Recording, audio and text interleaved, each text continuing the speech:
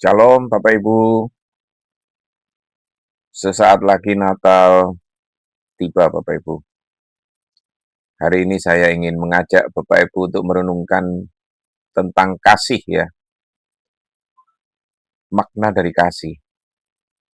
Karena itu sharing firman kali ini saya berjudul Panca Makna Kasih, yaitu 5 arti kasih Bapak Ibu.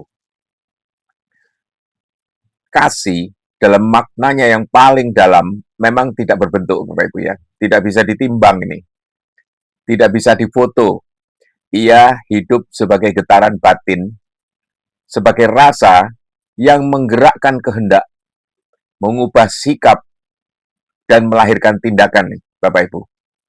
Kasih adalah sesuatu yang dialami sebelum bisa dijelaskan, dirasakan sebelum bisa dirumuskan ini, Bapak Ibu.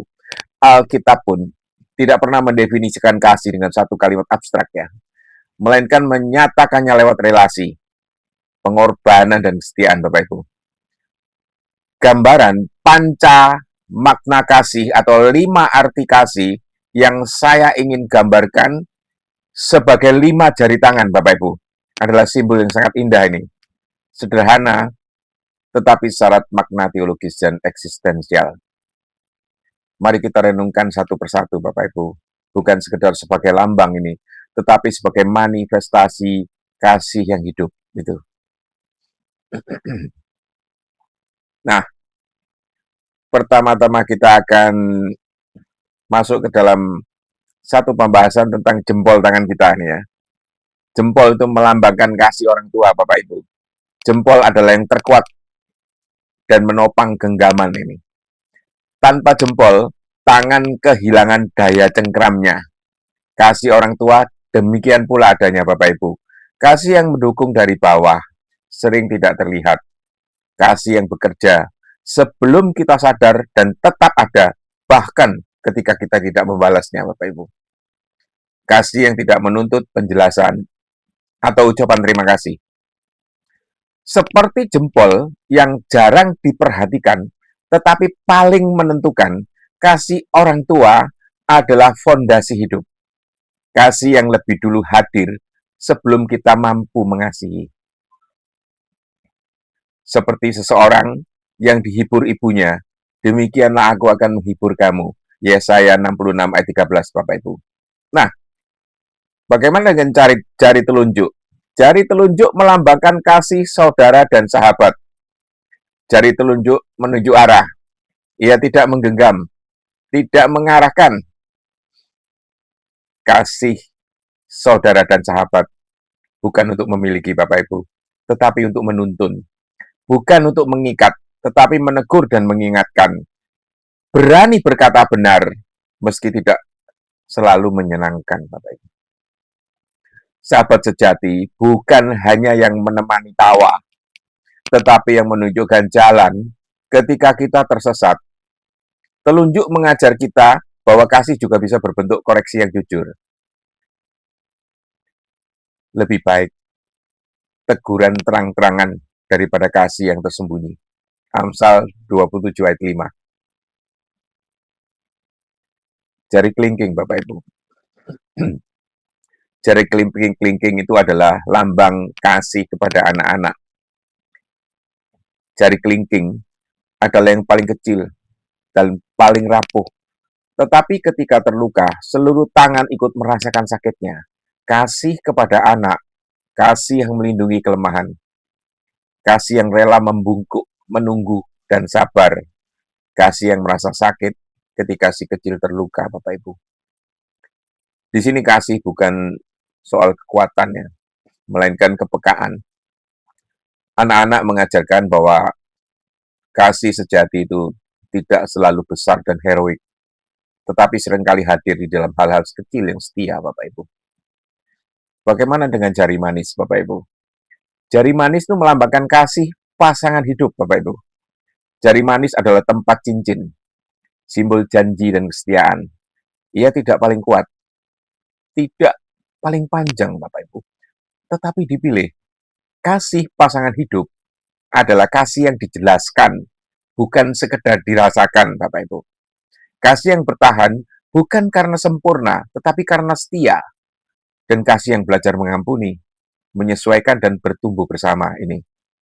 Cincin tidak menghilangkan luka, tetapi mengingatkan bahwa dua pribadi telah berkata, "Aku tinggal sekalipun sulit."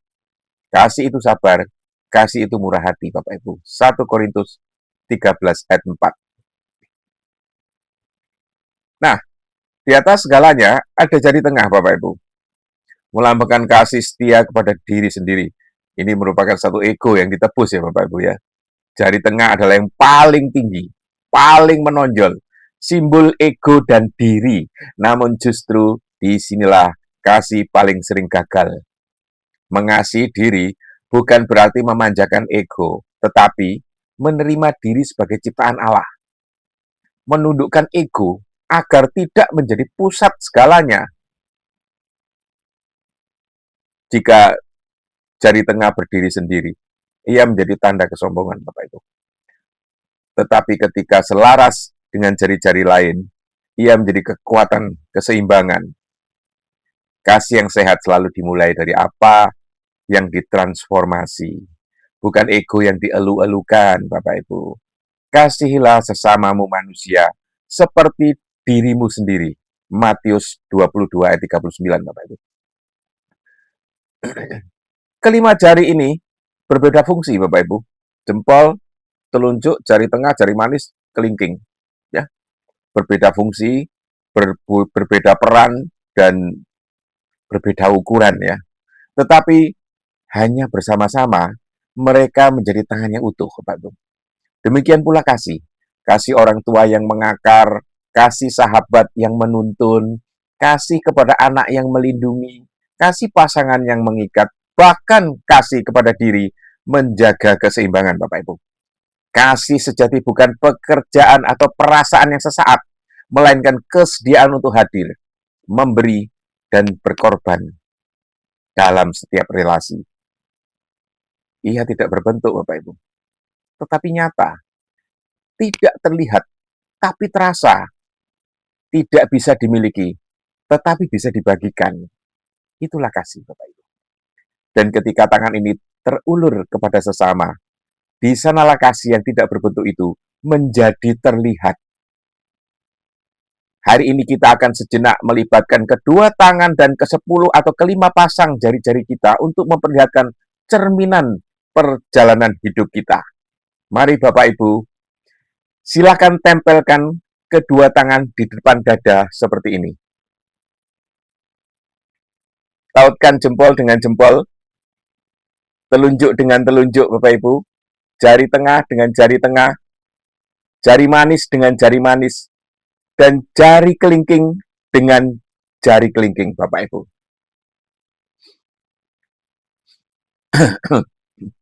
Setiap hari, kita mulai dengan jari tengah dulu ya. Nah, ini.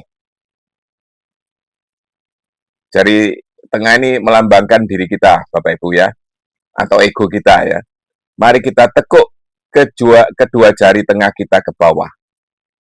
Nah, ini Bapak Ibu. Ya. Ini melambangkan kerelaan hati kita untuk mematikan ego, Bapak Ibu. Ya. Menundukkan jari tengah adalah menundukkan keakuan dan memberi ruang untuk kasih, Bapak Ibu. Aku telah disalibkan dengan Kristus.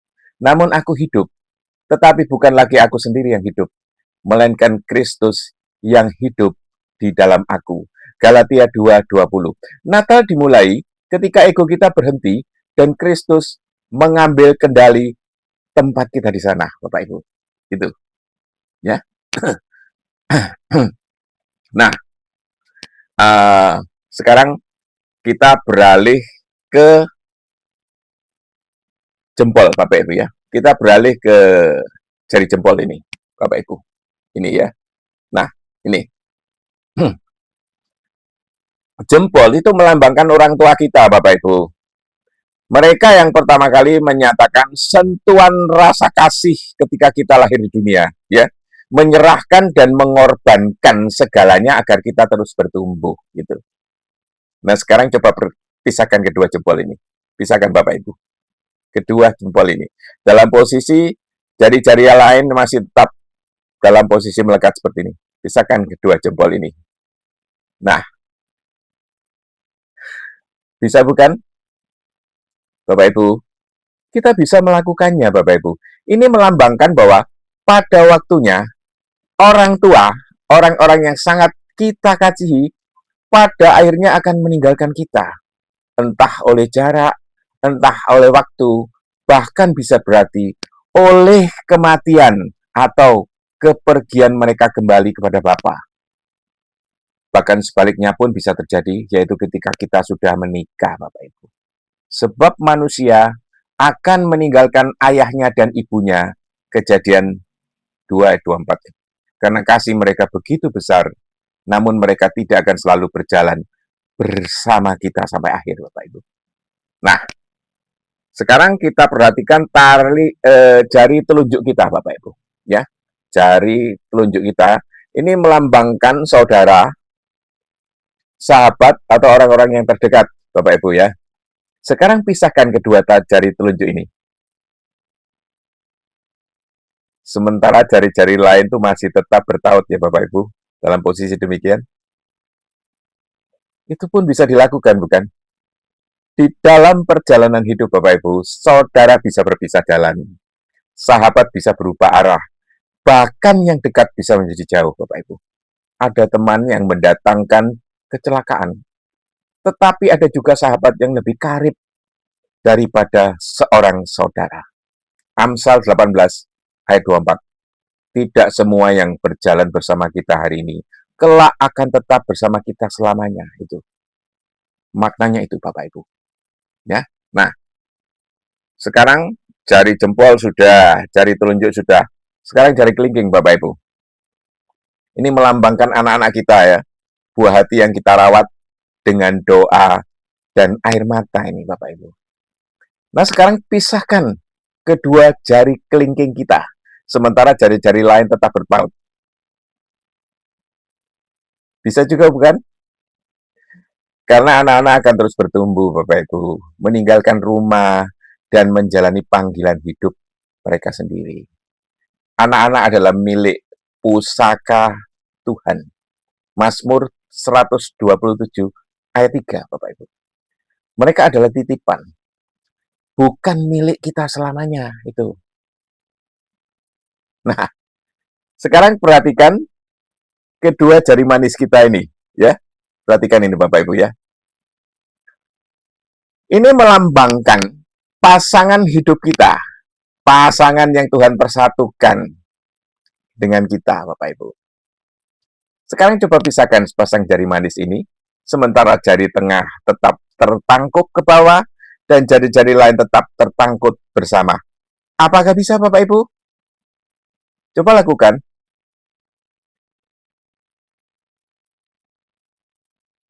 Sulit. Tidak bisa kan? Jari manis ini tidak bisa dipisahkan, Bapak Ibu. Coba, dicoba. Nah, inilah gambaran kasih pernikahan, Bapak Ibu. Bukan karena kasih manusia mereka tidak dapat dipisahkan, melainkan karena ikatan ilahi yang Tuhan nyatakan, Bapak Ibu. Demikianlah, mereka bukan lagi dua, melainkan satu. Karena itu, apa yang telah dipersatukan Allah tidak boleh diceraikan oleh manusia. Matius 19 ayat 6. Di tengah ego yang menyelam di kedalaman hati, walaupun di tengah dunia yang terus-menerus berubah, pasangan hidup adalah teman seperjalanan yang Tuhan ikatkan sampai akhir napas. Ini. Tetapi mengapa banyak pasangan-pasangan yang memilih bercerai? Coba perhatikan, Bapak Ibu. Kalau jari tengah kita tangkupkan, kita merendahkan ego kita. Jari manis tidak bisa dipisahkan, Bapak Ibu. Tapi coba jari tengah kita angkat. Kita tangkupkan. Bisakah jari manis kita pisahkan? Bisa, Bapak Ibu. Bisa bukan? Inilah buktinya, Bapak Ibu. Pasangan tidak bisa dipersatukan dengan ego yang muncul menonjolkan diri. Kalau kapal selam ini muncul ke permukaan, konsekuensi keterikatan mulai timbul. Maka Bapak Ibu, jangan lepaskan balas. Biarkan ego itu diikat oleh sauh. Biarlah ia terpancang di dasar laut hati kita yang terdalam. Biarkan kerendahan hati memegang kendali, memegang kemudi kapal hidup kita. Setiap orang yang mau mengikut aku, ia harus menyangkal dirinya, memikul salibnya setiap hari dan mengikut aku. Matius 16 ayat 24.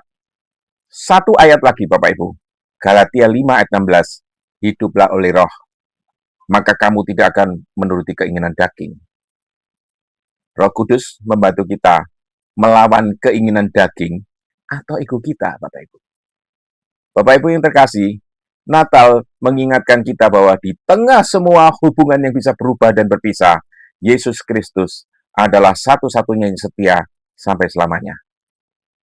Yesus Kristus tetap sama, baik kemarin maupun hari ini sampai selama-lamanya. Ibrani 13 ayat 8. Kiranya Natal ini mengajarkan kita untuk mengasihi dengan rendah hati, Bapak Ibu. Hidup dengan hati yang berserah dan menghargai setiap pribadi yang Tuhan titipkan di dalam hidup kita. Selamat Natal Bapak Ibu, Merry Christmas. Tuhan memberkati Bapak Ibu semua hari ini dan sepanjang perjalanan hidup. Amin.